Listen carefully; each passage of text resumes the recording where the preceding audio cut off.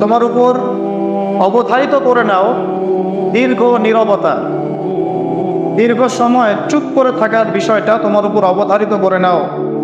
ফাইন্নাহু মাতবাদাতুন লিশ-শাইতান, কারণ এই কাজের মধ্য দিয়ে শয়তান বিতাড়িত হয়ে যায়। ওয়া আউনুল লাকা আলা আমরি দীনিক, দীর্ঘ সময় চুপ থাকলে তোমার দিনের প্রতিটা কাজ করার ব্যাপারে আল্লাহ তোমাকে সাহায্য করবেন, বা দীর্ঘ নীরবতার ব্যাপারটা দিনের প্রতিটা কাজ করার ক্ষেত্রে তোমাকে সহযোগিতা করবে।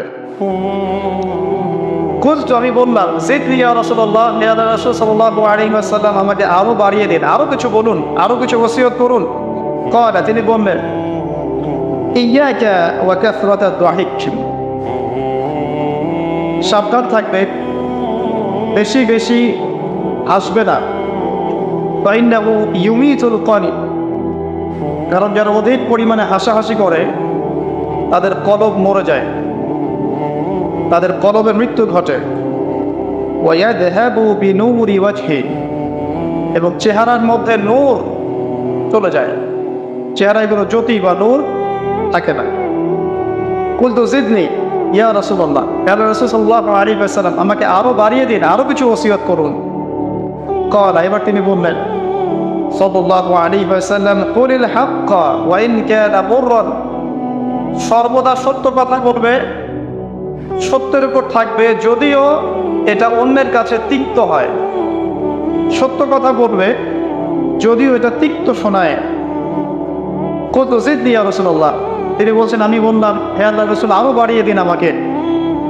ক্বালা, এবার নবীজি বললেন সাল্লাল্লাহু আলাইহি ওয়াসাল্লাম লা তাখাফ ফিল্লাহি লাউমাতা লাইম, আল্লাহর পথে কাজ করার ব্যাপারে বা আল্লাহর পথে চলার ক্ষেত্রে, আল্লাহর দ্বীন পালনের ক্ষেত্রে নিন্দুকের নিন্দার পরোয়া করবে না। আল্লাহর ব্যাপারে নিন্দুকের নিন্দার সমালোচনার পরোয়া করবে না। কুলতু জিদনি ইয়া রাসূলুল্লাহ, তিনি বললেন আমি বললাম যে আরো বাড়িয়ে দিন হে আল্লাহর রাসূল আমার জন্য। নবী করিম সাল্লাল্লাহু আলাইহি ওয়াসাল্লাম বললেন ক্বাল লিয়াহজুসকা আনিন নাস মা তা'লামু মিন নাফসিক, যখন মানুষের ব্যাপারে তোমার নেগেটিভ কোনো মন্তব্য করতে হয় বা কারো ব্যাপারে যদি নিন্দা করতে চাও, এরকম ইচ্ছা জাগে মনের মধ্যে, তাহলে আগে চিন্তা করবে যে এই দোষটা তোমার মধ্যে আছে কিনা। অর্থাৎ নিজের নফসের খেয়ালটা তুমি আগে বেশি নেবে অন্যের নিন্দা করার আগে।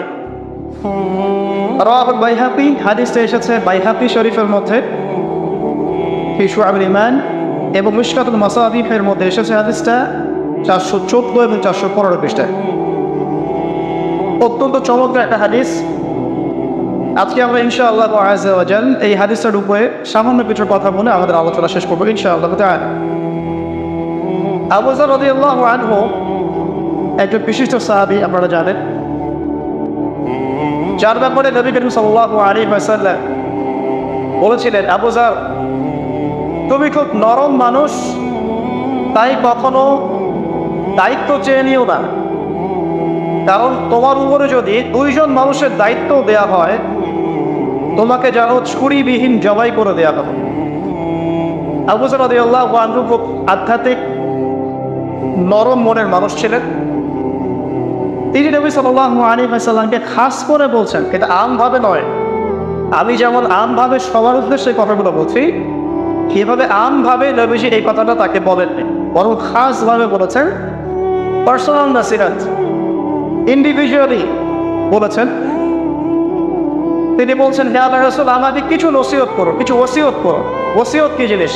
যেমন কেউ চলে যাওয়ার আগে ওসিয়ত করে, বাবা ইন্তেকাল করছে তার আগে ওসিয়ত করে, মাকে দেখিস, বোনদেরকে খোঁজ খবর রাখিস, সন্তানদের ব্যাপারে খোঁজ খবর রাখিস ইত্যাদি। তো ওসিয়ত করা মানে যে কথাগুলো আমরা অক্ষরে অক্ষরে পালন করতে চাই, প্রতিশ্রুতি ব্যক্ত করি, এরকম কথা কনভারসেশন। একটু চিন্তা করেন, নবী করিম সাল্লাল্লাহু আলাইহি ওয়াসাল্লাম যদি আপনাকে আমাকে খাস করে কোনো জায়গায় ডেকে নিয়ে কথাটা বলতেন কেমন হতো? মনে করেন নবী সাল্লাল্লাহু আলাইহি ওয়াসাল্লাম জীবিত আছেন বা আমরা তার সাক্ষাৎ পেয়েছি, আর আমরা কেউ একজন আমাদের মধ্যে গিয়ে থেকে বললেন ইয়া রাসূলুল্লাহ আমাদের কিছু নসিহত করেন, আমাকে খাস করে কিছু ওসিয়ত করেন, তখন এই ওসিয়তগুলো স্পেশাল হবে। এবং আপনি আমি কখনোই চাইবো না জীবন চলে গেলেও এগুলোর কোনো একটা আমরা ছেড়ে দেই, তাই না? আবু যর রাদিয়াল্লাহু আনহু এই সুযোগটা নিয়েছেন। নবী সাল্লাল্লাহু আলাইহি ওয়াসাল্লাম বলছেন, প্রথম যে উসিকা বিতাকওয়াল্লাহ, আমি তোমাকে সর্বপ্রথম ওসিয়ত করছি তুমি আল্লাহকে ভয় করবে। তাকওয়া কি জিনিস? নবীজি বলছেন, ফাইন্নাহু আযয়ানু লিয়ামলিকা কুল্লি, এই তাকওয়াটাই সমস্ত কাজের সৌন্দর্য বর্ধন করবে তোমার জীবনে। তুমি যত কাজ করবে, প্রত্যেকটা কাজ যদি আল্লাহকে ভয় করে করো, প্রত্যেকটা কাজ তোমার জীবনে সৌন্দর্য বর্ধন করবে ইনশাআল্লাহ তাআলা। খুব সংক্ষিপ্ত আকারে বলতে পারি,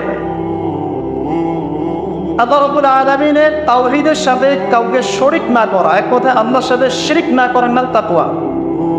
ঠিক আছে? আল্লাহ এক, আল্লাহ অদ্বিতীয়, তিনি মহাবিশ্বের স্রষ্টা, আমাদের স্রষ্টা, সৃষ্টিকর্তা, পালনকর্তা, রিজিক দাতা, জীবন মৃত্যুর মালিক, বিধান দাতা। এই প্রত্যেকটা কনসেপ্ট আল্লাহর জন্য খাস করার নাম হচ্ছে তাওহীদ।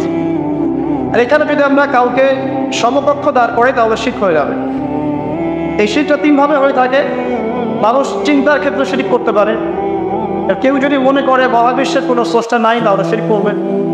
কেউ যদি মনে করে স্রষ্টা আরও একজন আছে বা একাধিক আছে তাহলে শিরক করবে।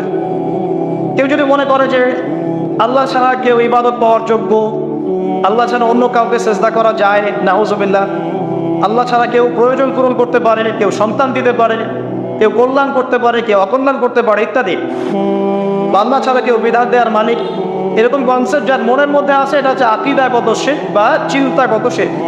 আমি কি বোঝাতে পারছি? 2 নাম্বার, কাজের শিরক। যেমন কেউ যদি আল্লাহকে সিজদা না করে অন্য কাউকে সিজদা করে, কর্মগত শিরক করেছে। আল্লাহ পাকের হালালকে কেউ যদি হারাম করে নেয়, কর্মগত শিরক করেছে। আল্লাহ পাকের হারামকে কেউ হালাল করে নেয়, কর্মগত শিরক করেছে। আল্লাহর কাছে দোয়া না করে মৃত মানুষের কাছে দোয়া করে, শিরক করেছে। এগুলো কাজ করতে গিয়ে শিরক করেছে। ইভেন আল্লাহর নামে কসম না করে অন্য কারো নামে কসম করলেও শিরক হয়ে যায়। অনেক সময় আমরা হাতের মধ্যে রশি পড়ি, পাথর পড়ি, অনেক কিছুই পড়ি, আমাদের বিশ্বাস হয় এগুলো আমাদের উপকার করতে পারবে, অপকার করতে পারবে, তাহলে শিরক হয়ে যাবে। সন্তান আল্লাহ দেন, যদি আমরা মনে করি যে মাজারে গিয়ে দোয়া করলেই সন্তান পাওয়া যাবে, শিরক হয়ে যাবে। আর শিরক কেমন একটা পাপ, যে পাপটা আল্লাহ পাক তওবা ছাড়া মাফ করে না। মৃত্যুর আগে যদি তওবা করে মানুষ, ইনশাআল্লাহ আল্লাহ পাক মাফ করে দিবেন। যদি তওবা না করে মারা যায়, সম্ভাবনা বেশি এই ব্যক্তি জাহান্নামে যাবে, নাউজুবিল্লাহ। কারণ প্রত্যেক 1999 জন মানুষ জাহান্নামে যাবে যাদের আমলনামায় শিরকের পাপ থাকবে। আল্লাহ পাক সূরা নিসার মধ্যে বলেছেন, ইন্নাল্লাহা লা ইয়াগফিরু আন ইউশরাকা বিহি ওয়া ইয়াগফিরু মা দুনা যালিকা লিমান ইয়াশা।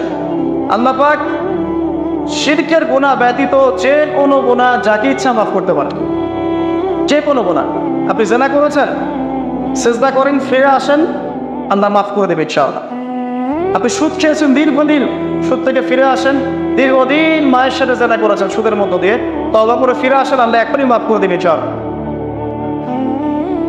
আপনি খুন করেছেন মানুষকে, যদি আপনি চিন্তা করেন যে আমার এটা অপরাধ হয়েছে, এবং আপনি তওবা করে খালেসভাবে ফিরে আসেন, আল্লাহ মাফ করে দেবে ইনশাআল্লাহ। ব্যভিচার করেছেন, বিবাহিত হওয়ার পরেও জিনা করেছেন, এই ব্যক্তির কিন্তু পৃথিবীতে বাঁচার আসলে কোনো অধিকার নাই। তারপরেও যদি সে গোপনে তওবা করে ফিরে আসে রাতের অন্ধকারে, আল্লাহ চাইলে মাফ করে দেবেন ইনশাআল্লাহ। যে কোনো পাপ আল্লাহ পাক যাকে ইচ্ছা মাফ করতে পারে, শিরক ছাড়া। শিরক যদি তওবা না করে মারা যায়, বেশিরভাগ সম্ভাবনা হচ্ছে সে জাহান্নামে যাবে। আরেকটা ডেঞ্জারাস বিষয় হচ্ছে, শিরক করে মারা গেলে কবরে মান রব্বুক উত্তর দিতে পারবে না। যারা মান রব্বুকে উত্তর দিতে পারবে, নিঃসন্দেহে তারা কখনো শিরক করে নাই, আল্লাহ পাকের তাওহীদের উপরে ছিল। আমরা শিরকের অনেক কিছু বুঝেছি, কি আধুনিক একটা শিরক বুঝি না, আধুনিক শিরক। এটা যেমন আল্লাহ পাক যা নাজিল করেছেন, এখানে যে বিধানগুলো আছে, এইগুলোকে যদি কেউ ডিনাই করে বা এগুলোকে পাশ ফিরিয়ে অন্য কোনো বিধানকে বেটার মনে করে, আল্লাহর বিধানের চাইতে বেটার মনে করে বা সমকক্ষ মনে করে, এটাও শিরক। এটাও শিরক। আল্লাহ পাক কিছু হালাল করেছেন, আপনারা যদি মনে করেন এটা হারাম, তাহলে শিরক, এটাও শিরক। সূরা তাওবার 31 নম্বর একটা পড়ে দেখবেন ইনশাআল্লাহ তাআলা। যাই হোক, তাকওয়ার প্রথম স্টেজ হচ্ছে আমাদেরকে শিরক করা যাবে না, তাওহীদে থাকতে হবে ইনশাআল্লাহ তাআলা। 2 নম্বর, আল্লাহ পাকের যত আদেশ আছে এগুলোকে মেনে চলার নাম তাকওয়া। ফর এক্সাম্পল সালাত, সাওম, সাদাকা, হজ, উমরা, যাকাত, সত্য কথা বলা, পিতা মাতাকে ইত্যাদি যতগুলো আদেশ কোরআন এবং সুন্নাহর মধ্যে আছে এগুলোকে মেনে চলা তাকওয়ার পরিচয়। 3 নম্বর, আল্লাহ পাকের যত নিষেধ আছে এই সমস্ত নিষেধগুলোকে বর্জন করার নামও তাকওয়া। শুধু আদেশ মানলাম, নিষেধ বর্জন করলাম না, এটা আসলে প্রকৃত তাকওয়ার পরিচয় নয়। আজকে আমরা মাশাআল্লাহ সবাই সালাত পড়েছি, কালকে সকালে যদি আবার শরীরের প্ল্যান করি আমার মধ্যে তাকওয়া আসলে নাই। আমি ধর্মীয় জীবনে পাক্কা মুসল্লি হলেও অর্থনৈতিক জীবনে পাক্কা সুৎখোর থেকে গেছে। এই অবস্থা যদি তওবা না করে মারা যায়, মায়ের সাথে জেনার অপরাধ নিয়ে কিয়ামতের মাঠে উঠবে ইনশাআল্লাহ। এটা আমার কথা না, নবী সাল্লাল্লাহু আলাইহি ওয়াসাল্লাম বলেছেন, সহিহ বুখারীর হাদিস, যে কোনো আলেমকে জিজ্ঞাসা করবেন, যে কোনো মাদ্রাসায় যাবেন, যে কোনো প্রকাশনের বুখারী শরীফ কেনেন না কেন, হাদিসটা পাবেন। যে ব্যক্তি 1 দিরহাম সুদ খেলো সে যেন 36 বার জেনা করলো। আপনি যদি জানেন যে আপনার ক্লোজ কোনো ফ্রেন্ড বা আত্মীয় বা বইয়েবার নিয়ে জেনা করে বেড়ায় বা মেয়েদের সাথে একাধিক মেয়ের সাথে তার সম্পর্ক আছে, ইনলিগাল রিলেশনশিপ, আপনি নিশ্চয়ই তার থেকে সম্মানের দৃষ্টিতে তাকাবেন না, তাকাবেন? আর আখিরুল জামান এমন একটা যুগ যেখানে সুদ থেকে বাঁচা সো ভেরি ডিফিকাল্ট। এখানে হাজারে খুব কম মানুষই সুদ থেকে বাঁচতে পারবে। যারা বেঁচে থাকবে তাদের গায়েও সুদের ছিটা ফোটা এসে লাগবেই লাগবে, কারণ পুরো বিশ্বের ইকোনমিক সিস্টেমটাই সুদ ভিত্তিক। এটা পরিপূর্ণরূপে ইসলামিক ধাঁচে সাজানো এখন সম্ভব বলে মনে হচ্ছে না। আমরা চেষ্টা করতে পারি। সম্ভব কখন হবে? যখন শেকড় উপরে আসবে। আর শেকড় কখন উপরে হবে? যখন মালহাবা হবে। আর মালহাবা কখন হবে? যখন মদিনার গুরুত্ব কমে যাবে এবং জেরুজালেমের গুরুত্ব বেড়ে যাবে। আর যখন আল-মাহদি আসবেন, ঈসা ইবনে মারইয়াম আসবেন, তখন পৃথিবীতে ইনশাআল্লাহ আযজা ওয়া জাল ইসলাম ব্যতীত কিছুই বাকি থাকবে না। তখন ইনশাআল্লাহ তাআলা উপরের লেভেল থেকে সুদ বলতে কিছু থাকবে না ইনশাআল্লাহ। তবে এখন কি করবেন? ফাত্তাকুল্লাহা মাসতাতা'তুম। এখন এতটুকু করবেন, ফাত্তাকুল্লাহা মাসতাতা'তুম, তোমরা সাধ্যমতো আল্লাহকে ভয় করো। আপনার সাধ্য যতটুকু কুলায় এতটুকু আপনি দূরে থাকবেন। পারতপক্ষে চেষ্টা করবেন সুদ যেন আপনার গায়ে না লাগে। আল্লাহ পাক বোঝার তৌফিক দান করুক, আমিন। বলছিলাম আল্লাহ পাকের নিষেধগুলোকে বর্জন করার নাম তাকওয়া। নামাজ পড়ছি, রোজা রাখছি, যাকাত দিচ্ছি না, এদিকে সুদ খাচ্ছি, হারাম রিলেশনশিপে আছি, বা পরকীয়ায় লিপ্ত আছি, বা মানুষের সম্পদের অধিকার দিচ্ছি না, ব্যবসা করছি। আর ব্যবসা যারা করি আমরা বেশিরভাগই মিথ্যা কথা বলি। আমরা ব্যবসা যারা করি ম্যাক্সিমাম মিথ্যা কথা বলি, মিথ্যা কসম করি। এবং আমাদের এই মিথ্যা কসম আর প্রতারণার কারণে জালেম শাসকের শাসন চাপিয়ে দেওয়া হয় আল্লাহর পক্ষ থেকে। এটা হাদিস এসেছে। যখন ব্যবসায়ীরা প্রতারণা করবে, মিথ্যা কসম করে পণ্য বিক্রি করবে এবং মাপে কম দেবে, সিন্ডিকেট করবে, তখন আল্লাহর পক্ষ থেকে 2টা আযাব আসে। এক, জালেম পরাশক্তিকে চাপিয়ে দেওয়া হয় যারা এদের উপর জুলুম করবে। 2, সমাজের মধ্যে দুর্ভিক্ষ নেমে আসে। এগুলো নবী সাল্লাল্লাহু আলাইহি ওয়াসাল্লামের কথা, বদলানোর কোনো সুযোগই নেই। আজও তার কালো এগুলো ফলে যাবে ইনশাআল্লাহ, তারা যদি না আমরা আমাদের জায়গা থেকে সরে আসি। তো যারা আমরা ব্যবসা করছি অনেকেই মিথ্যা কথা বলি ম্যাক্সিমাম, এবং মনে করি যে ব্যবসা এগুলো মিথ্যা বলা জায়েজ, এটা ব্যবসার অংশ মনে করি আমরা। সৎ ব্যবসায়ী কিয়ামতের দিন নবীগণের সাথে থাকবেন। যারা সৎ ব্যবসায়ী তারা কিয়ামতের মাঠে নবীগণের সাথে হাসর করবেন। ছাঁচে খুঁজে পাবেন না, এখন খুব কম সৎ ব্যবসায়ী পাবেন। যাই হোক, যেটা বলছিলাম ভাই, প্রিয় ভাইয়েরা, যে শুধু আদেশ মানার নাম তাকওয়া নয়, নিষেধটা বর্জন করতে হবে। আমরা নামাজ রোজা হজ জাকাত সবই করছি মাশাআল্লাহ, ব্যবসায়িক জীবনে মাপে কম দিচ্ছি, ইকোনমিক লাইফে সুদ খাচ্ছি, আর পলিটিক্যাল লাইফে আমি কোনো কথা বলতে যাচ্ছি না। সেখানে কতটুকু আল্লাহ কতটুকু রাসূল আছে তো আল্লাহ ভালো জানেন, আল্লাহ বিচার করবেন। আমি মৌলিক কথাগুলো বলছি। দেখেন, ফ্যামিলিগত ব্যাপারে আপনারা দেখবেন বাহ্যিকভাবে ইসলামের লেবাস পোশাক আছে ঠিকই, বাট ভিতরে অরিজিনাল ইসলাম নাই। দেখুন, পরিবারে ম্যাক্সিমাম পরিবার দেখবে পর্দা দেয়, নামাজের ব্যক্তির খুব অভাব। আর নামাজের চিন্তা হলে আপনাকে ফলোয়ার্স জামাতে আসতে হবে। নামাজে চিন্তা হলে আপনাকে ফজরের জামাতে আসতে হবে। এই মসজিদেই আজকে ফজরে আসবেন, দেখবেন এই যে মুসল্লি যারা বসে আছেন তাদের 50% নাই তিন নেতা সব। তো আমরা পার্সিয়ান ইসলাম ফলো করছি, কিছু মানছি কিছু মানছি না। আল্লাহ বলছেন এটা না, পরিপূর্ণরূপে ইসলামে প্রবেশ করো এবং এটার না তাকওয়া।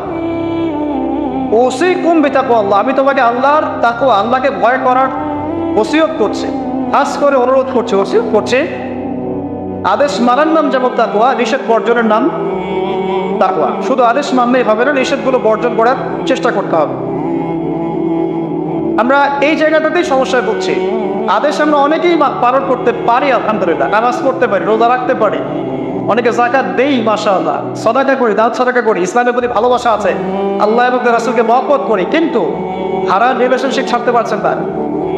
দেখবেন অ্যাফেয়ার ছাড়তে পারছেন না, ফ্রি মিক্সিং ছাড়তে পারছেন না, রিবা ছাড়তে পারছেন না, আপনার পরকীয়া ছাড়তে পারছেন না, অহেতুক এই যে নোংরা অপসংস্কৃতি ছাড়তে পারছেন না।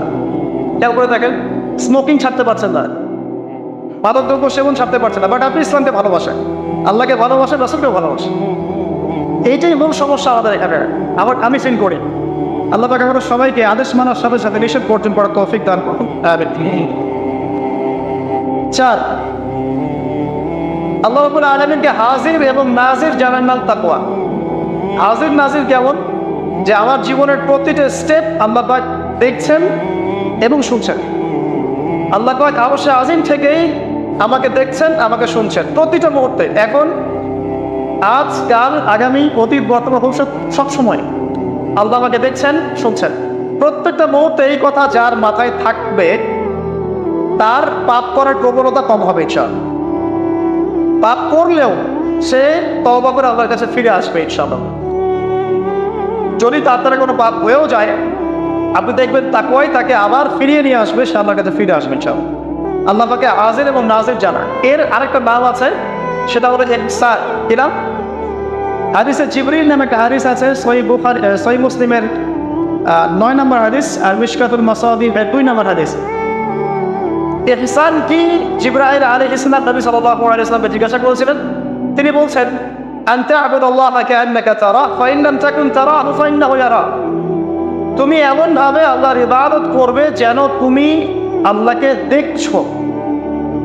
ওয়া ইন লাম তাকুন তারাহু ফা ইন্নাহু ইয়ারাক, এবং তুমি যদি আল্লাহকে দেখতে না পাও, তুমি সবসময় মনে রাখবে আল্লাহ পাক তোমাকে দেখছেন। এই কনসেপ্টটার নাম হচ্ছে ইহসান, যেটা আমাকে তাকওয়া দিবে ইনশাআল্লাহ। ইহসান থাকে আমলের মধ্যে। নামাজ পড়ছি, দেখবেন আমাদের মনোযোগ বেশিরভাগেরই কিন্তু থাকে না। আল্লাহ ভালো জানেন, আমি আপনাদের পার্সোনাল ব্যাপারে ইন্টারফেয়ার করতে যাচ্ছি না, বাট আমার মনে হয় বেশিরভাগ মানুষের থাকে না। কারণ বেশিরভাগ মানুষই তো নামাজে যা পড়ছি তার অর্থ জানি না। যখন আপনার সন্তান অসুস্থ হয়েছিল, আপনি হাত উঁচু করে আল্লাহর কাছে কান্নাকানি করেছেন, তখন আপনার চোখ দিয়ে পানি পড়েছে, কারণ আপনি যা চেয়েছেন ফিল করে বলেছেন আল্লাহর কাছে, আপনার চোখ দিয়ে পানি পড়েছে। কতদিন আপনি নামাজের সেজদায় কাঁদতে পেরেছেন? আমি কাঁদতে পেরেছি, ভাবতে হবে। কাঁদতে না পারার কারণ কি? কারণ হচ্ছে আমি নামাজে যা পড়ি তার কিছুই বুঝি না। আমার কাছে নামাজ একটা ফিজিক্যাল এক্সারসাইজের মতো হয়ে গেছে। সরি ফর মাই ল্যাঙ্গুয়েজ, আমি কোনো কিছুকে অবমাননা করতে যাচ্ছি না, অনেক ব্যাপারটা এরকমই হয়ে গেছে। তার হলো বাহ্যিকতা নিয়ে আমরা বেশি ব্যস্ত। হাত কোথায় বাঁধতে হবে? নাভির নিচে না বুকে? তারপরে রফুল এদের করতে হবে কি না, পাইবা লাগাবো কি লাগাবো না, আমি জোরে না আসতে, বাহ্যিক বিষয় নিয়ে বেশি ব্যস্ত। রুহানিয়াত, যেটা নামাজের ভিতরে রুহ বা আত্মা, ইহসান, মনোযোগ, আল্লাহর সাথে কতটুকু আমি কমিউনিকেট করতে পারলাম, মনের কথা কতটুকু আপনার কাছে ব্যক্ত করতে পারলাম, নামাজে আমি কতটুকু আপনাকে ফিল করতে পারলাম, এটা কিন্তু বেশি আলোচনা হয় না। অথচ কোনটা মৌলিক বিষয় বলেন দেখি? নামাজের এই মারেফতটা কি মূল না? আধ্যাত্মিকতাটাই মূল। আর বাহ্যিক বিষয়গুলো তো আল্লাহ পাক দেখছেন, নেকি দিবেন ইনশাআল্লাহ তাআলা। তো এই যে প্রাণহীন ইবাদত হচ্ছে, রোজা রাখছি, রোজার মর্ম বুঝতে পারছি না। হজ করে আসলো, হাজী সাহেব টাইটেল হলো ঠিকই, কিন্তু হজের মূল মর্ম ইব্রাহিমী চেতনা সে শিখে আসতে পারলো না। সাই করছে সাফা মারওয়া, সে ফিল করতে পারলো না এটা হাজরা আলাইহিস সালামের সুন্নাহ। এই যে আমরা কুরবানি করলাম, ম্যাক্সিমাম আমাদের মধ্যে ঠিক করতে পারি নাই এটা হচ্ছে ইব্রাহিম আলাইহিস সালামের সেই কুরবানি যেটা তিনি ছেলেকে করতে চেয়েছিলেন। এই চেতনাটা আসলো না।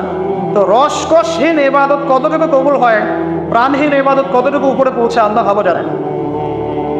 তো যে বিষয়টা নিয়ে এই কথাটা বললাম, ইনসান হচ্ছে সেই জিনিস যেটা আমাকে মনে করাবে আমি আল্লাহকে দেখছি শুনছি, বা আল্লাহ আমাকে দেখছেন এবং শুনছেন।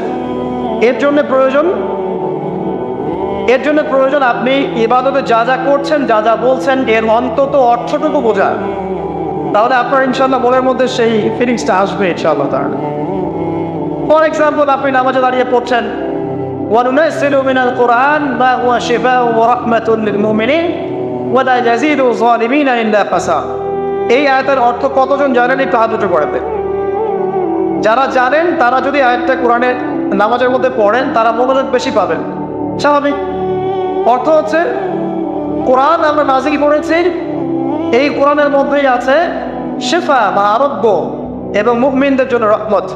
যখন আপনি বুঝতে পারলেন তখন কি নামাজে মনোযোগ পারবে না?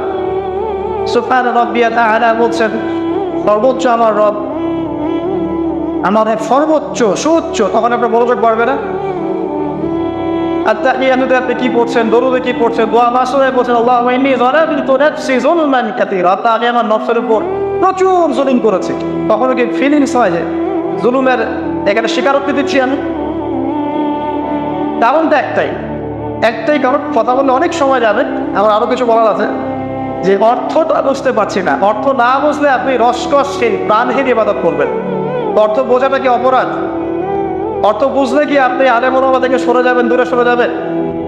আর সবকিছুর অর্থ তো আপনি ব্যাখ্যাটা বুঝতে পারবেন না। তখন আপনি আলেম ওলামার কাছে আসবেন, এসে জিজ্ঞাসা করবেন, ব্যাখ্যা জেনে নেবেন, সিম্পল।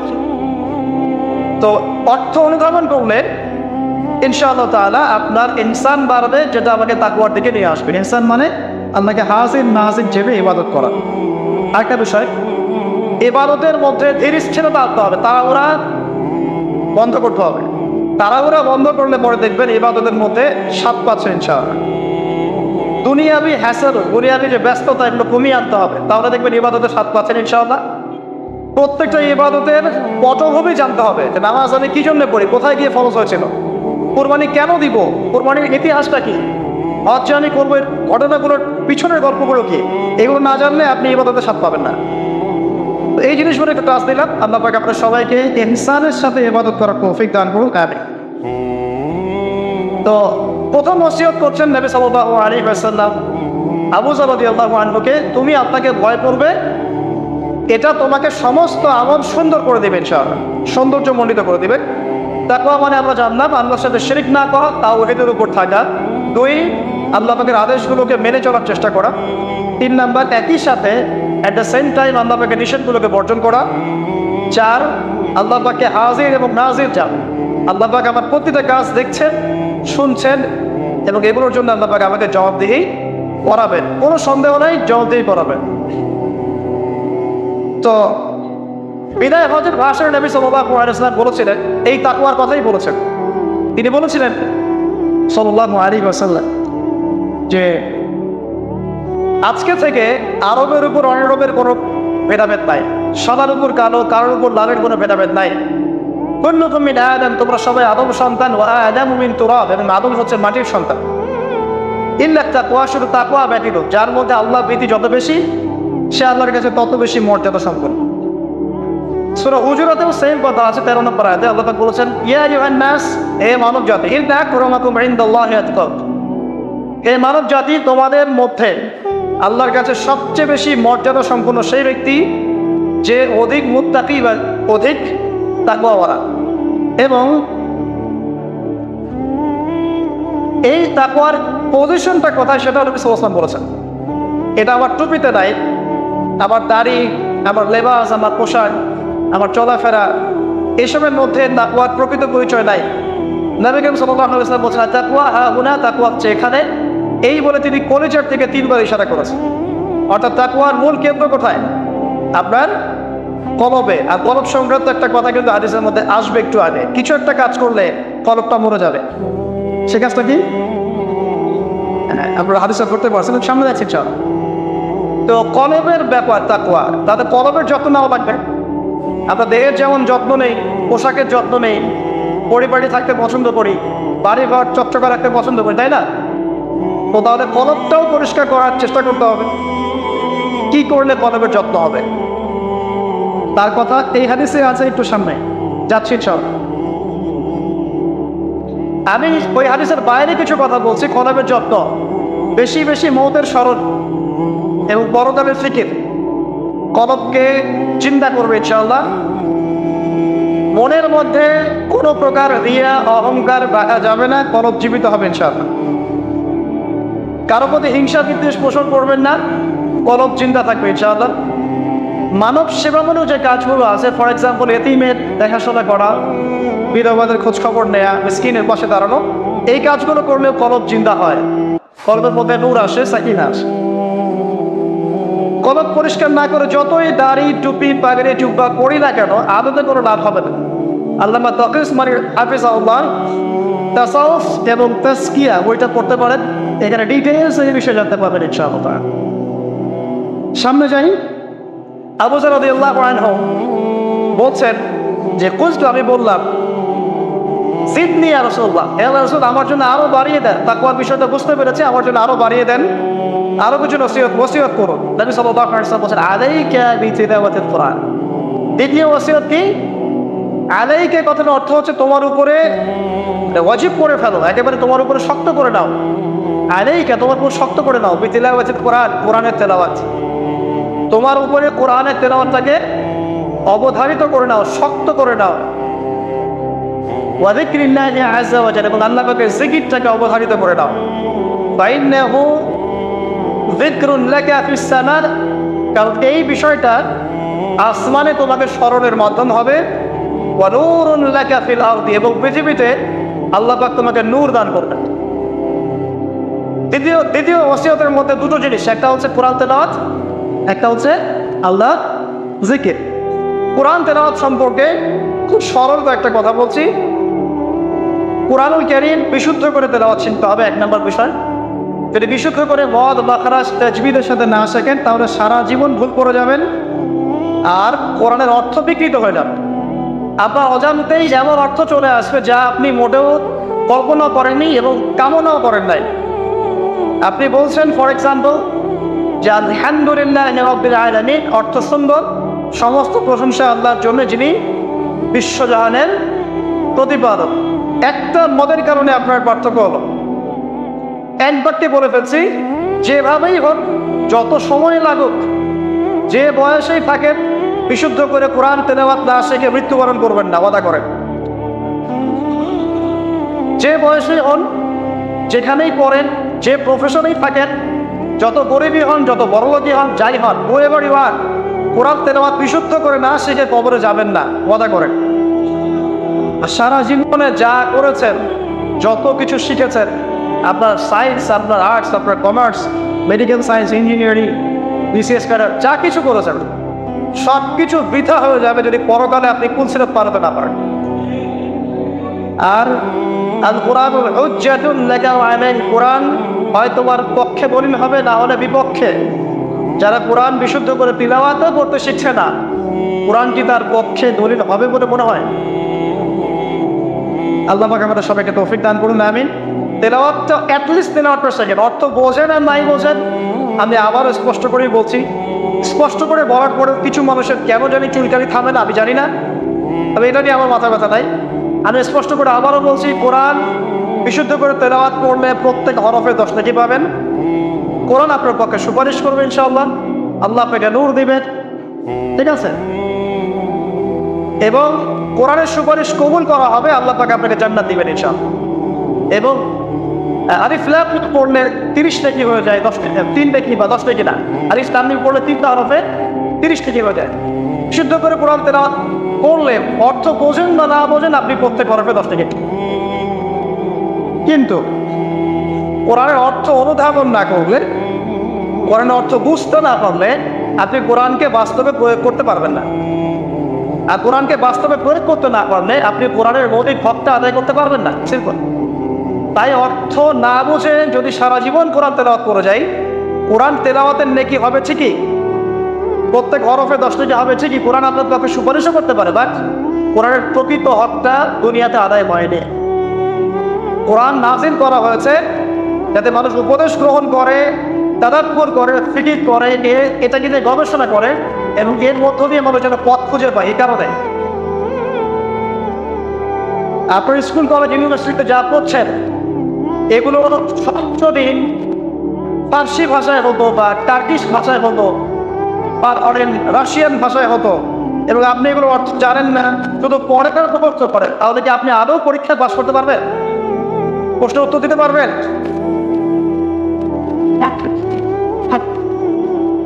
অর্থ জানার জন্য কি করতে হবে? অর্থ জানার জন্য আরবি ব্যাকরণের মৌলিক বইগুলো শিখতে হবে। আরবি ব্যাকরণের মৌলিক বইগুলো আপনাকে পড়তে হবে। মাদ্রাসায় চেষ্টা করবেন, মাদ্রাসার যে আলেম ওলামারা আছে তাদের কাছে পড়ে থাকতে হবে, আরবি ভাষা শিখতে হবে। এগুলো যদি খুব ডিফিকাল্ট মনে হয় সেক্ষেত্রে আপনি কমপক্ষে একটা বিশুদ্ধ তাফসীর কিনবেন, কিনে আপনি কোরআন নিয়মিত অর্থ সহ পড়বেন। তবে এতটুকু পড়াশোনা করে কখনো নিজেকে মুফতি ভাববেন না, ফতোয়াবাজি শুরু করবেন। এটা গুরুত্বপূর্ণ নসিহত, কারণ অনেকে আবার অর্থ পড়ে ফতোয়া দেওয়া শুরু করে। একজন কোরআন পড়ে আমাকে বলেছিল যে কোরআনে তো 5 ওয়াক্ত নামাজই পেলাম না, 2 ওয়াক্ত নামাজ পাচ্ছি। এই যে ফজর, যোহর, আসর, মাগরিব, এশা সিরিয়ালে তো কোথাও দেওয়াই নাই, কেন নামাজ পড়ে? একজন কোরআন পড়েই বলছে, অর্থ পড়েই বলছে যে কোরআনে তো হাদিস মানার কোনো দলিল পেলাম না, কোরআনে কোথাও বলা হয়নি যে হাদিস মানো, এরকম বলছে। আমি যে প্রথমে আয়াত তেলাওয়াত করলাম, ওয়া মা আতাকুমুর রাসূলু ফাখুযুহু, রাসূল সাল্লাল্লাহু আলাইহি ওয়াসাল্লাম যা দিয়েছেন তা গ্রহণ কর।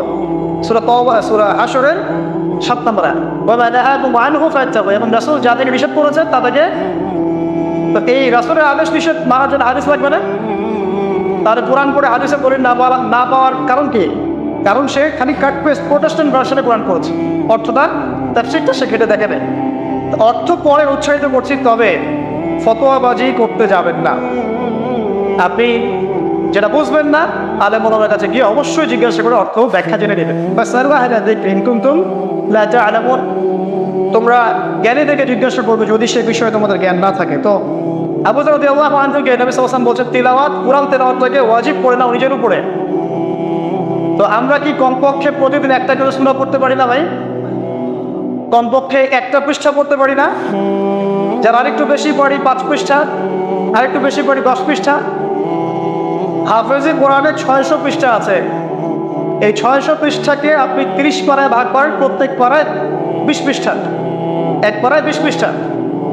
তো আমি সকালবেলা ঘুম থেকে উঠে নিয়ে অর্ধেক পারা করে পড়তে পারি 10 পৃষ্ঠা। যারা একটু ভালো করে পড়তে পারি, ফ্লুয়েন্সি আছে, তারা 1 পারা করে পড়তে পারি। প্রতিদিন 1 পারা করে পড়লে প্রতি মাসে আপনি একটা করে খতম দিতে পারবেন। আচ্ছা, না পারেন, প্রতিদিন 10 পৃষ্ঠা করে যদি পড়েন তাহলে 2 মাসে একটা খতম হবে, পারা যাবে? তাও না পারেন, প্রতিদিন 5 পৃষ্ঠা করে পড়েন, 4 মাসে একটা খতম হবে, বছরে 3টা খতম। কম নাকি? অনেক। এতটুকু যদি করেন আলহামদুলিল্লাহ। কোরআন গবেষণা আসার আগে আপনাকে আগে তিলাওয়াত বিশুদ্ধ করে করা শিখতে হবে এবং নিয়মিত তিলাওয়াত করতে হবে, তারপরে গবেষণার বুঝ আল্লাহ পাকের পক্ষ থেকে আসবে ইনশাআল্লাহ। এত সহজে আসবে না। আল্লাহ আমাদেরকে নিয়মিত কোরআন তেলাওয়াত করার তৌফিক দান করুন, আমিন।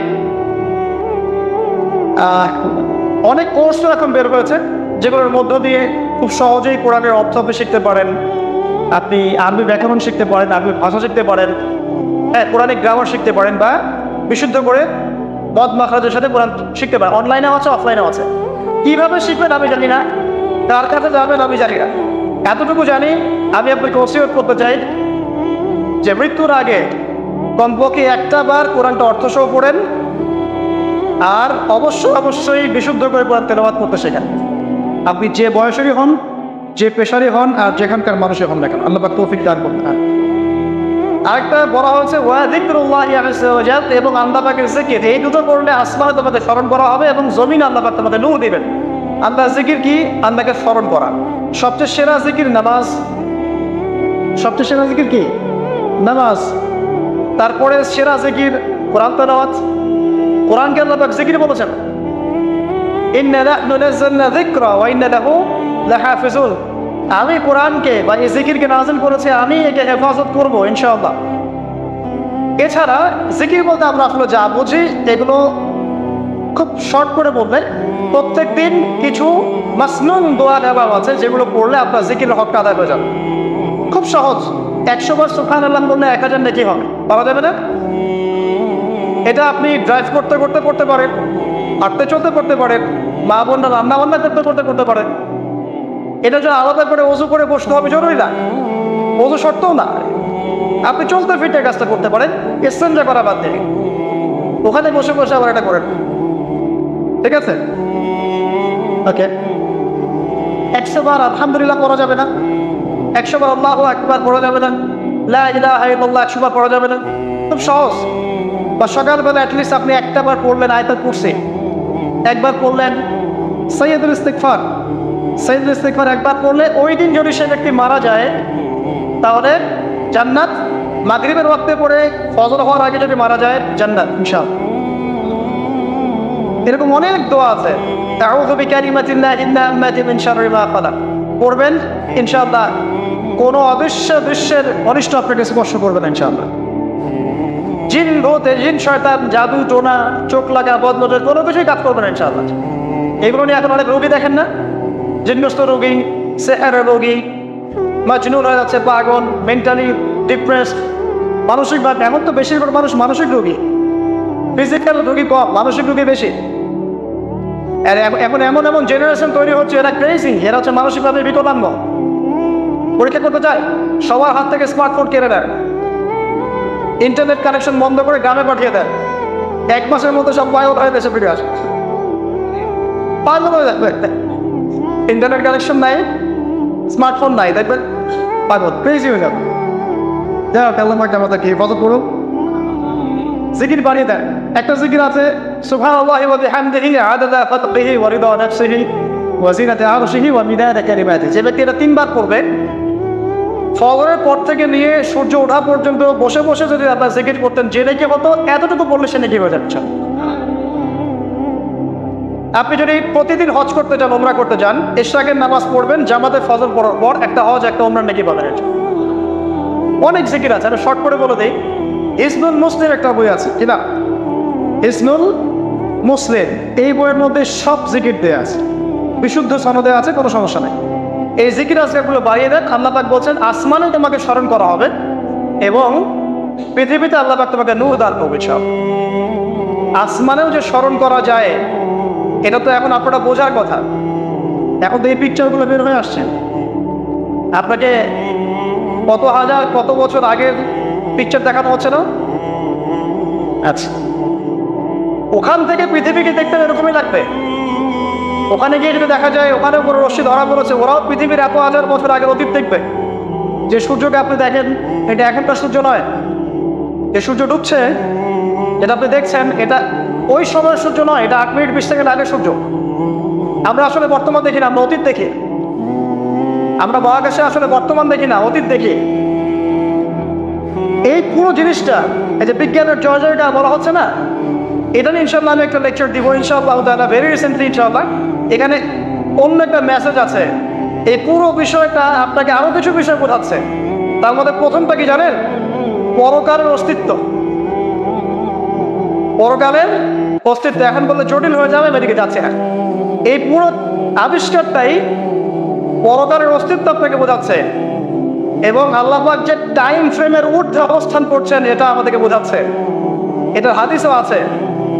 যা আবিষ্কার করা হয়েছে এগুলো প্রথম আসমানের বিষয়। এরকম আরো 2, 3, 4, 5, 7টা আসমান আছে এবং সপ্তম আসমানের উপরে আছে মহাসাগর, তার উপর আছে কুরসি, তার উপর আরশে আজিম, তার উপরে আল্লাহ রাব্বুল আলামিন। আল্লাহ পাক এই টাইম ফ্রেমের ঊর্ধ্বে, আল্লাহ পাক সবই অতীত, সবই বর্তমান, সবই ভবিষ্যৎ, এগুলো ঊর্ধ্বে আল্লাহ পাক।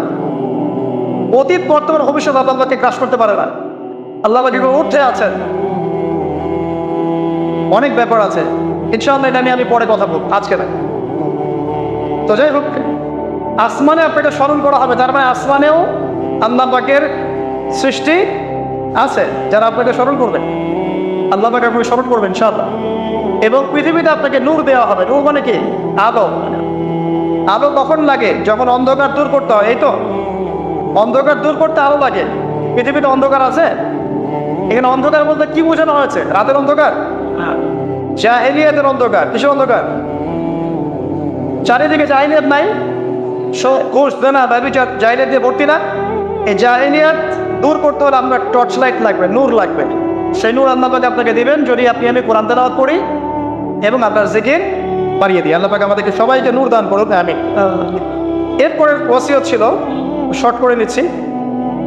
তিনি বলেন, কুলতু ইয়া রাসূলুল্লাহ জিদনি, আমাকে আরো বাড়িয়ে দিন হে আল্লাহর নবী। তিনি বলছেন খুব ইম্পর্টেন্ট কথা, আলাইকা বিতুলিস সামতি, দীর্ঘ সময় নীরবতা অবলম্বন করার ব্যাপারে আমি তোমাকে ওসিয়ত করছি, এটা তোমার উপরে ওয়াজিব করে নাও। দীর্ঘ সময় চুপ করে থাকাটা মারেফতের পরিচয়। যখন আপনি চুপচাপ থাকবেন, খুব বেশি কথা বলবেন না, বেশি অপ্রয়োজনীয় কথা বলবেন না, প্রয়োজনীয় কথা বলবেন, আল্লাহর পক্ষ থেকে আপনার কলমের উপরে ইলম আসবে, ইলমে লাদুনি আল্লাহর পক্ষ থেকে আসবে ইনশাআল্লাহ। দেখবেন ঠান্ডা মাথায় চিন্তা করলে সুন্দর গোছানো চিন্তা করা যায় না, এলোমেলো হবে না চিন্তা উন্নত হবে। এবং যদি আমরা বেশি ব্যস্ত থাকি, বেশি কথা বলি, তখন কিন্তু চিন্তাগুলো এলোমেলো হয়ে যায়। এটা বলা হচ্ছে প্রয়োজনীয় বিষয়গুলোর ক্ষেত্রেও কথার ক্ষেত্রে সতর্কতা অবলম্বন করে।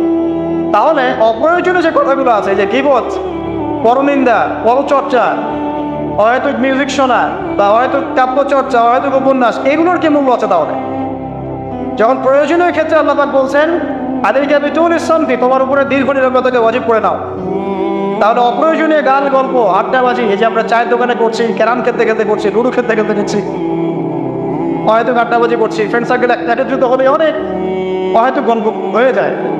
এবং বেশিরভাগ গল্পের ক্ষেত্রে হয় গীবত বা রিয়া বা আত্মপ্রদর্শন, তাই না, বা সমালোচনা। আর বাই দ্য ওয়ে, জাতি হিসেবে আমরা খুব বাচাল জাতি আছি। আমরা কাজের চেয়ে কথা বলতে বেশি পছন্দ করি, আমরা কাজের চাইতে কথা বলতে বেশি পছন্দ করি, কিন্তু যারা উন্নত সভ্যতা তারা কথা কম বলে, কাজ বেশি করে। আমরা কাজের চেয়ে কথা বেশি বলতে পছন্দ করি, এবং কাজ যদি কোনো একটা করে ফেলি, যদি কাজ হয় 5 ডিগ্রি, আমরা কথা বলতে শুরু করি 100 ডিগ্রি। আপনারা আমাদের এরকম, তো আমাদের এই জাতিগত পরিবর্তন আনতে হবে। কথা কম বলি আমরা, আল্লাহ পাক কাজ বেশি করার তৌফিক দান করুন। আমি যেন কথা যখন বলবো সেটা যেন প্রয়োজনীয় কথা হয়। আর যদি কোনো অপ্রয়োজনীয় কথা হয়েও যায় কোনো জায়গায়, একটা দোয়া পড়ে উঠবেন, ইনশাআল্লাহ কাফারা হয়ে যাবে। এটা বেশি জরুরি না?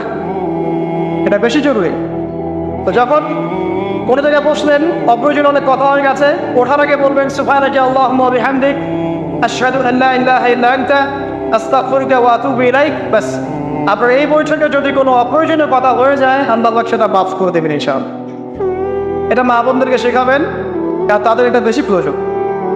যাই হোক, এরপরে আসেন, তারপরে তিনি বলছেন জিদনি ইয়া রাসূলুল্লাহ, আমাকে আরো কিছু ওসিয়ত করুন। তিনি বলছেন ওয়া ইয়াকা কাসরাতিদ দাহিক, খুব ইম্পর্টেন্ট, তোমার উপরে এটা অবধারিত করো যে তুমি বেশি হাসবে না, বেশি বেশি হাসবে না। সূরা তওবার মধ্যে একটা আয়াত আছে যে তারা বেশি বেশি হেসে নিক, অচিরে তারা এমন অনেক বেশি কান্নাকাটি শুরু করবে। তারা হেসে নিক, অচিরেই তারা অনেক বেশি কান্নাকাটি শুরু করবে। নবী সাল্লাল্লাহু আলাইহি ওয়াসাল্লাম হাদিসে বলেছিলেন, তোমরা যদি জানতে আমি যা জানি, আল্লাহর পক্ষ থেকে আমি যা জানি, তোমরা যদি তা জানতে, তাহলে তোমরা একটা মাঠে একত্রিত হয়ে যেতে, স্ত্রী সহবাসও ছেড়ে দিতে, স্ত্রীকে ছেড়ে দিয়ে একটা মাঠে একত্রিত হয়ে যেতে এবং সিজদায় পড়ে কান্নাকাটি শুরু করতে। তোমরা যদি জানতে আমি যা জানি, তোমরা সেটা জানো না। তো বেশি হাসাটার কুফল কি? নবী সাল্লাল্লাহু আলাইহি ওয়াসাল্লাম বলছেন ফাইন্নাহু ইউমিতুল কলবা। এটা ওই যে কলবের কথা বললাম, কলবের যত্ন নিতে হবে, কলবকে মেরে ফেলবে। বেশি বেশি হাসলে কলবকে মেরে ফেলবে। আবার এখন থেকে কিছু ব্যায়ামের অ্যাসোসিয়েশন বের হয়েছে, এরা সবাইকে হাসায় হো হো করে, এরা সবাইকে হো হো করে হাসায়, মানে জোরে জোরে হাসলে হার্টের অসুখ নাকি কম হয়। আর আল্লাহ রাসূল বলছেন যারা বেশি বেশি হাসে এদের কলব মরে যায়। নবীজি কেমন করে হাসতেন? নবী সাল্লাল্লাহু আলাইহি ওয়াসাল্লাম মুচকি হাসতেন। তিনি হাসতেন, এমনকি বলা হচ্ছে হাদিসে নিজের দিনী ভাইয়ের সাথে, মুসলিম ভাইয়ের সাথে হাসি মুখের সাক্ষাৎ করলে নেকি হয়, আমল নামে নেকি লেখা হয়। তো হাসবো অবশ্যই, আমরা কখনোই মানে হাসা কমিয়ে দিব না, অবশ্যই হাসবো, তবে অট্ট হাসি না। অট্ট হাসি নিজের হৃদয়টাকে কি করে মেরে ফেলে, মুচকি হাসে। আর নবীজি কখনো কখনো এমনভাবে হেসেছেন যে তার দাঁত দেখা গেছে, এমনভাবেও হেসেছেন, কিন্তু সেটা সংখ্যা খুব কম ছিল। তো আসুন, এর একটা কুফল আছে, এবং এই অট্ট হাসি বেশি বেশি দেওয়ার ফলে চেহারার যে নূর, মুত্তাকি মানুষ যারা, নামাজি মানুষ যারা কোরআনের সাথে সম্পর্ক রাখে, দেখবেন চেহারা একটা নূর থাকে, একটা আলো থাকে, আল্লাহর পক্ষ থেকে একটা নূর থাকে, একটা রব থাকে, একটা প্রভাব থাকে। রব মানে প্রভাব। তো বেশি বেশি জোরে জোরে হাসলে চেহারার নূর কমে যায়। একটু খেয়াল করে দেখবেন, আপনি 5 ওয়াক্ত সালাত জামাতের সাথে পড়ার চেষ্টা করেন, নিয়মিত তাহাজ্জুদে উঠতে অভ্যাস করেন, দেখবেন ফজরের ওয়াক্তের দিকে আপনার চেহারা দিয়ে কিছু একটা নূর বের হচ্ছে। এটা হবে, দেখবেন চেহারাটা নুরানি লাগবে। দেখবেন অনেক ভাই যারা মারা গেছেন, যারা পড়াতে গিয়ে দেখবেন চেহারা নুরানি, চেহারাতে আলো বের হচ্ছে। আর মানুষ যত বেশি পাপ করতে থাকে চেহারার নূর তত কমতে থাকে, চেহারার নূর তত কমতে থাকে। যত বেশি প্রকাশ্য আর গোপন পাপ মানুষ করতে থাকে, চেহারার নূর কমতে থাকে। তবে অনেক নুরানি চেহারার পিছনেও কিন্তু শয়তান থাকে, এটাও মাথায় রাখতে হবে। তো আল্লাহ পাকে প্রকৃত মুত্তাকি বান্দা হওয়ার তৌফিক দান করুন, আমিন। আর দুটো ওসিয়ত তিনি করেছেন, সেটা হলো যে কুলতু জিদনি ইয়া রাসূলুল্লাহ, আমি বললাম ইয়া রাসূলুল্লাহ আমাকে আরো বাড়িয়ে দিন, আরো ওসিয়ত করুন। তিনি বলছেন কুলিল হাক কানা মুরওয়ান, সবসময় সত্য কথা বলবে যদিও এটা তিতা শোনায়, মানুষের কাছে তিক্ত মনে হয়, তুমি সত্য কথা বলবে। আর সত্যের সংজ্ঞাটা আমাদের জানতে হবে। সত্যের সংজ্ঞাটা আমরা যা শিখেছি এটাই চূড়ান্ত সংজ্ঞা নয়। সত্যের ডেফিনেশন হচ্ছে সূরা কাহফের 29 নম্বর আয়াতে আছে। কোন সূরায়? সূরা কাহফ 29 নম্বর আয়াতে আছে। আল্লাহ পাক বলেছেন ওয়াকুলিল হাক্কু মির রাব্বিকুম ফামান শাআ ফালিউমিন ওয়া মান শাআ ফালিয়াকফুর। সত্য সেটাই, আরো করে শোনেন, সত্য সেটাই যা তোমার রবের পক্ষ থেকে নাযিল হয়। যার ইচ্ছা হয় সে মেনে নিক, ঈমান আনুক, যার ইচ্ছা হয় অস্বীকার। ইন্না আতাদনা লিযালিমিনা নারা, আমি জালেমদের জন্য আগুন প্রস্তুত করেছি, ইলা আখির আয়াত। তো এখানে আল্লাহ সত্যের ডেফিনেশন দিয়েছেন, দ্য ডেফিনেশন অফ ট্রুথ। সত্যের ডেফিনেশন কি? আল্লাহর পক্ষ থেকে যা নাজিল হবে সেটাই সত্য। আল্লাহর পক্ষ থেকে তাওরাত নাজিল হয়েছিল, ঠিক আছে, জাবুর নাজিল হয়েছে, ইনজিল নাজিল হয়েছে, সুহফ ইব্রাহিম মুসা নাজিল হয়েছে, কোরআন নাজিল হয়েছে। যখন তাওরাত নাজিল হয়েছিল, তাওরাত ওই যুগের জন্য সত্য মিথ্যার চূড়ান্ত মানদণ্ড ছিল। এখন না, কারণ সেটা রহিত হয়ে গেছে। জাবুর ওই যুগের জন্য সত্য মিথ্যার চূড়ান্ত মানদণ্ড ছিল, ইনজিল ওই যুগের জন্য ছিল। যখন থেকে কোরআন নাজিল হয়েছে এবং সুন্নাহ এসেছে, কিয়ামত পর্যন্ত সত্য মিথ্যার এর বাইরে কোনো মানদণ্ড আছে? তবে যে কোনো বুদ্ধি, যে কোনো দর্শন বা ফিলোসফি, যে কোনো স্কুল অফ থট, যে কোনো মতবাদ, যে কোনো বৈজ্ঞানিক আবিষ্কার, যেটাই হোক না কেন, যদি কোরআন এবং সুন্নাহর সাথে মিলে যায়, সাংঘর্ষিক না হয়, সেটাকে মেনে নিতে আমাদের কোনো আপত্তি নেই, ঠিক আছে। কিন্তু যে কোনো বিজ্ঞান বা দর্শন বা যুক্তি বা মানব রচিত কোনো মতবাদ, যেটাই হোক, যে কোনো স্কুল অফ থট বা ফিলোসফিক্যাল থট, এগুলো কোরআন এবং সুন্নাহর সাথে যদি না মিলে, সাংঘর্ষিক হয়, সেক্ষেত্রে এটা না বানাই আপনার আমার উপর ওয়াজিব। এটা সত্য মিথ্যার মানদণ্ড থাকবে না। এখন আমাদের কাজ কি? জাস্ট এগুলোকে মিলিয়ে দেখা কোরআন সুন্নাহর সাথে এগুলো মিলছে কিনা, ব্যাস। ওয়াইন কানা মুররান, যদি সত্য তিতাও হয় তবুও বলতে হবে। যদি চাকরি চলেও যায়, ইমাম সাহেবকে সুদের এগেনস্টে বলতে হবে, বলা শিখতে হবে। ঘুষের এগেনস্টে বলা শিখতে হবে, দুর্নীতির এগেনস্টে বলা শিখতে হবে। ওয়াইন কানা মুররান, যদি তিতাও লাগে, তবে বলার ভাষাটা এগ্রেসিভ হবে না। মানুষকে আঘাত করে বলার ব্যাপারটা ইসলাম সমর্থন করছে না। কিভাবে? ফেরাউনের কাছে নবী মুসা আলাইহিস সালামকে দাওয়াত দিতে পাঠানো হচ্ছে। ফেরাউন হামান, কারুন নাম মনে আছে তো, তাদের কাছে পাঠানো হচ্ছে নবী মুসা তার ভাই হারুন আলাইহিস সালামকে। আল্লাহ পাক এখন তাদেরকে বলছে কি, যাহাবা ইলা ফিরাউন, তোমরা দুজনে ফেরাউনের কাছে যাও, ফাকুলা লাহু কাওলান লাইয়িনা, ফেরাউনের কাছে গিয়ে নরম ভাষায় কথা বলো, লাআল্লাহু ইয়াতাযাক্কারু আও ইয়াখশা, হতে পারে সে উপদেশ গ্রহণ করবে এবং আমাকে ভয় করবে। তো প্রেজেন্টেশনের একটা ব্যাপার আছে। আল্লাহ নবী মুহাম্মদ সাল্লাল্লাহু আলাইহি ওয়াসাল্লামকে বলছেন যে উদউ ইলা সাবিলি রাব্বিকা বিল হিকমা, তুমি তোমার রবের দিকে মানুষকে ডাকো প্রজ্ঞার সাথে, ওয়া মাউইযাতিল হাসানা, এবং উত্তম উপদেশের সাথে। রুড ভাবে না, এগ্রেসিভলি না, আর চরম পন্থার প্রয়োগ করে নয়, এমনভাবে যাতে করে সত্যটা উপস্থাপিত হয় এবং আপনার ভাষা উপস্থাপনা, এক্সপ্রেশন এবং অ্যাটিটিউডটা এগ্রেসিভ মনে না হয়, ঠিক আছে। এই বিষয়টা খেয়াল রাখা উচিত আমাদের। আমরা যারা ওয়াইজ বা বক্তা বা খতিব বা দায়ী আছি, মানুষকে আঘাত করে কথা বলে আসলে ফায়দা খুব একটা হয় না।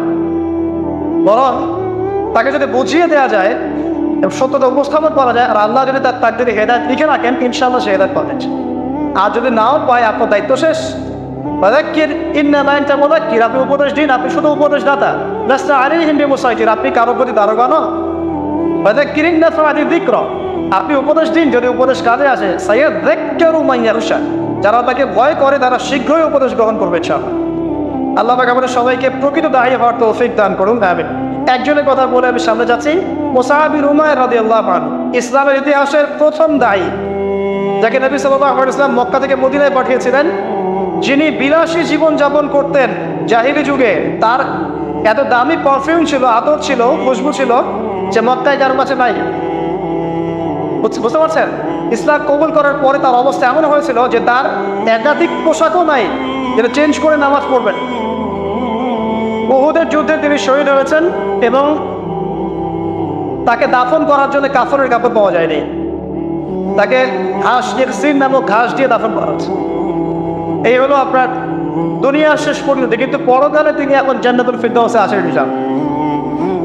এখানে আপনি সাফল্যও বুঝতে পারছেন। তো মুসআব বিন উমাইর রাদিয়াল্লাহু আনহু যখন মদিনায় গিয়ে দাওয়াত দিচ্ছেন, তখন সাদ বিন মুআজ নামে একজন সাহাবী ছিলেন, যিনি আওস গোত্রের নেতা। তিনি দাওয়াতি কাজ করছেন, কিন্তু সাদ বিন মুআজ তার কাছে এটা পছন্দ হচ্ছে না। তিনি এসে খুব কড়া ভাষায় বললেন যে মদিনা থেকে এই দাওয়াতি কাজ যদি বের না করো, তাহলে তোমার আমার মাঝখানে যে আত্মীয়তার সম্পর্ক আছে এটাও থাকবে না, মানে তোমাকে আমি হত্যা করব। মানে তিনি ইসলামটা পছন্দ করছেন না। তিনি বলছেন এখান থেকে বেরো, এই দাওয়াতি কাজ এখান থেকে বন্ধ করো, মদিনা থেকে বের হও। তখন মুসআব বিন উমাইর কি করছেন শোনেন। তিনি বলছেন তিনি কোনো রকম এগ্রেসিভ কথা বললেন না। আমরা হয়তো কি করতাম, আমরা হয়তো কিন্তু এগ্রেসিভ কথা বলতাম। আমাদের ইস্যু না থাকলেও যে পরিমাণে এগ্রেসিভ কথা আমরা বলি, ইস্যু খুঁজে খুঁজে বের করে একজনের মানহানি করার জন্য, আন্ডারস্টিমেট করার জন্যে, মানুষের চোখে তাকে আন্ডারস্টিমেট করার জন্য, কত কি না ইস্যু না থাকলেও। আর এখানে তো ইস্যু জাদুল্যমান, তাকে এসে পড়া ভাষায় বলছে বের হয় এটাতে, এই মসজিদ থেকে বের হয়, দাওয়াতি কাজ করা যাবে। তিনি বলছেন আচ্ছা পড়বো ফাতাস না, আপনি কি একটু বসবেন, একটু শুনবেন। ওয়াইন রাদিতা বিহি ক্বাবিলত, আমি যে দাওয়াতটা দিচ্ছি এটা যদি আপনার পছন্দ হয় তাহলে আপনি কবুল করবেন। ওয়াইন কারিহতা, যদি আপনি এটা অপছন্দ করেন আযাল্না আনকা মা তাক, তাহলে আপনি যেটা অপছন্দ করছেন এটা আপনাকে থেকে নিয়ে চলে যান, থাকবেন। কত ডিপ্লোম্যাটিক অ্যান্সার, যে আমি যে দাওয়াতটা দিচ্ছি এই দাওয়াতটা যদি আপনার পছন্দ হয় আপনি কবুল করেন, যদি না হয় তাহলে আমি এটা থেকে চলে যান। এবার তিনি বসলেন, তাওহীদের কথা শোনালেন, লা ইলাহা ইল্লাল্লাহ দাওয়াত দিলেন, ইসলামের সব বেসিক জিনিসগুলো বোঝালেন। সাদ বিন মুআজ রাদিয়াল্লাহু আনহু ইমিডিয়েটলি ইসলাম কবুল করলেন এবং তার মধ্য দিয়ে 80টা পরিবার ইসলাম কবুল করলেন। এই হচ্ছে দায়ীর ক্যারেক্টার হওয়া উচিত। আল্লাহ পাক আমাদেরকে তার মতো দায়ী হওয়ার তৌফিক দান করুন, আমিন। তো যেটা বলছিলাম যে সত্য উপস্থাপন করতে হবে, তবে মাউইজাতুল হাসানা, হিকমার সাথে, প্রজ্ঞার সাথে এবং যুগোপযোগীভাবে কোরআন সুন্নাহকে হাতে নিয়ে ওয়ার্ল্ডকে ডিল করার মতো জ্ঞান থাকতে হবে। সর্বশেষ নবী সাল্লাল্লাহু আলাইহি ওয়াসাল্লাম যে ওসিয়তগুলো করছেন সেটা হলো, তিনি বলছেন লা তাখাফ ফিল্লাহি লাওমাতা লাইম, ইয়া আবু যর, আল্লাহর পথে চলার ক্ষেত্রে নিন্দুকের নিন্দার কোনো পরোয়া করবে না। আল্লাহর পথে যখন তুমি চলতে শুরু করবে, কোন চলা, প্রকৃত চলার কথা বলছি, কথিত চলার কথা বলছি না। আমরা কিন্তু ম্যাক্সিমাম কথিত চলি, আর প্রকৃত চলার কথা বলছি। মানে ইসলামের বেসিক প্রতিটা বিষয় আপনি মেনে চলেন, এটা প্রকৃত চলা। এবং নিষেধ, বেসিক নিষেধ সব ছেড়ে দেয়, এর না প্রকৃত চলা। আর কথিত কি বাইন মুযাবযাবিনা বাইনাহুম, মানে এদিকেও আছে এদিকেও আছে, মানে যখন যেদিকে বাতাস সেদিকে ফ্লো আর কি, ঠিক আছে। পাবলিক দেখলো একটা ফতোয়া দিলাম, পাবলিক চেতে গেল, ফতোয়া চেঞ্জ করে দিল, মুযাবযাবিনা বাইনাহুম। তো প্রকৃত চলা, যখন তুমি প্রকৃত রূপে আল্লাহর পথে চলবে, তখন মানুষ তোমার নিন্দা করবে, সমালোচনা করবেই। মানুষ নিন্দা করবেই, সমালোচনা করবেই। এটা নবীগণের সুন্নাত। নূহ আলাইহিস সালাম থেকে শুরু করে মুহাম্মদ সাল্লাল্লাহু আলাইহি ওয়াসাল্লাম পর্যন্ত এমন কোনো নবী নাই যাকে তার কওম তিরস্কার করে নাই, বের করে দেয় নাই, অত্যাচার করে নাই। কোনো কোনো ক্ষেত্রে নবীদেরকে হত্যা পর্যন্ত করা হচ্ছে। তো নবীগণের যে নিষ্পাপ কোনো মানুষ আছে, তাহলে তাদেরকে এই ভোগান্তি কেন পোহাতে হলো? তারা কি আমার হচ্ছে অন্য কোনো ইসলাম ফলো করতেন? তাহলে আমরা এমন কোনো ইসলাম ফলো করছি যেটা কিন্তু আমাদের সব ঠিক থাকে, চাকরিও যায় না, পরিবারে সব ঠিক থাকে, এদিকে আমি ব্যবসাও লাভ উন্নতি করছি, ঠকাচ্ছি, আবার আমার হজমরাও ঠিক আছে, মাশাআল্লাহ।